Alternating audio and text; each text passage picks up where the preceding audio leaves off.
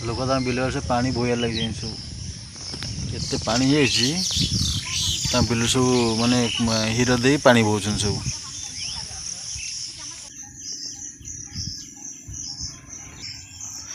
तली पड़े सब बिल प्रस्तुत कर पानी तो हीर दे सब पानी काटुन सब।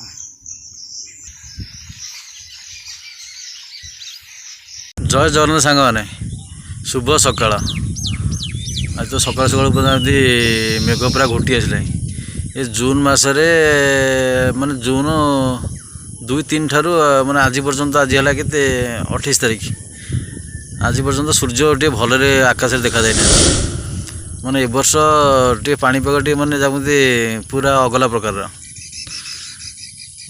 जून मस साधारणतः माने बिलबारी एत भी तली फली पड़ न था माने पानी तो न था आसो कौट लोक लोक भी तली फली सब माने जुलाई अधारू पड़ता है कि ए वर्ष बोधे जून मस बोधे डुआरी बोधे स्टार्ट हो देखते बिलबारे पानी सब कि फुल अच्छी ये सब माने एत वर्षा हो गला माने आशा ठार अधिक वर्षा है जून मसरे आज आकाश देखु माने बादल चलती पूरा पूरा मेघाच्छन्न आज भी मेघ हम तेणु कौ दिन एमती ना जे मेघ न हबार प्रत्येक दिन मेघ चलती जहाँ भी पाणीपाग विभाग आम जो भारतीय पाणीपाग विभाग कही ता भी जना पड़ी आस्ते आस्ते भी सत हो वर्ष मेघर परिमाण टे अधिका जना पड़ी तेणु जो मेघ जमी आसला देखा जहाँ हो आज दिन मान कार्यक्रम सारिक आज हाट टे जबार अच्छी बहुत दिन पर ब्लॉक टी आएगा बहुत दिन माने दीर्घ 2 सप्ताह पाखापाखि हम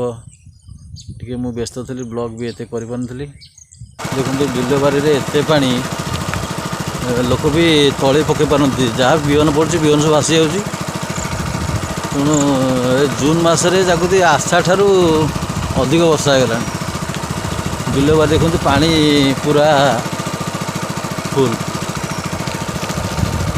ये जो पानी साधारणतः अगस्ट मसरे एमती बिलबारे हवा कथा बिलबारे तार चाषी तार देखिकी जाऊँगी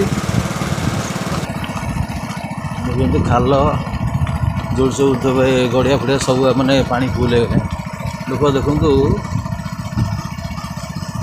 दूर लोक बिलर पानी बोचन एत पानी बिल तली पकेबे ना बिल पानी होते मैं बिहन पड़ पार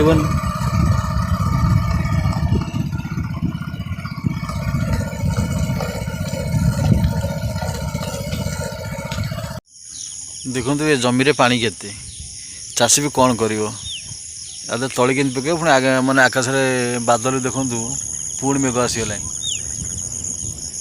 तेणु जहाँ भी कहला जल विभिन्न सृष्टिनाश जल बहुल सृष्टिनाश तेणु ए वर्ष जना पड़ी जल बहुल सृष्टिनाश हम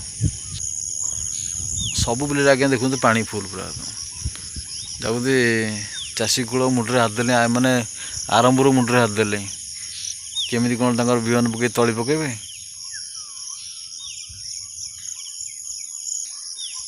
कलाहांडिया मेघ आकाश रे घुटी आसला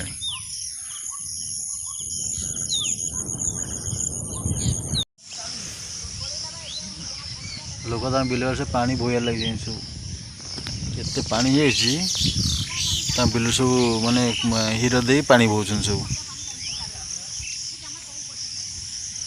देख स्त्री लोक कोदाल नहीं तार जाऊँगी बिल तार से माने पानी काट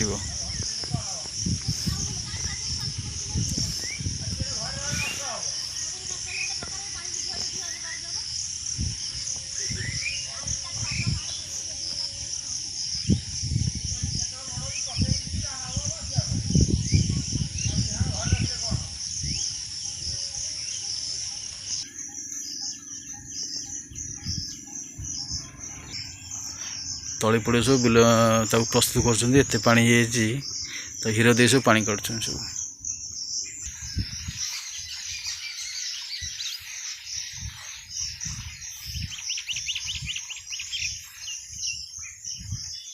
चाषी कूल पूरा हताश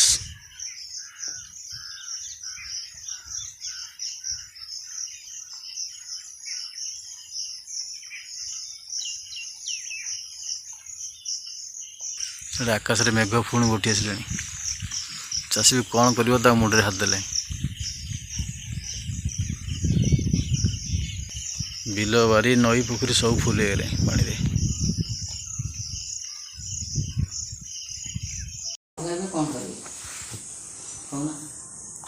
ନା ଜୁନ୍ ମାସରେ ଲୋକ କ'ଣ ତଳି ପକାନ୍ତି?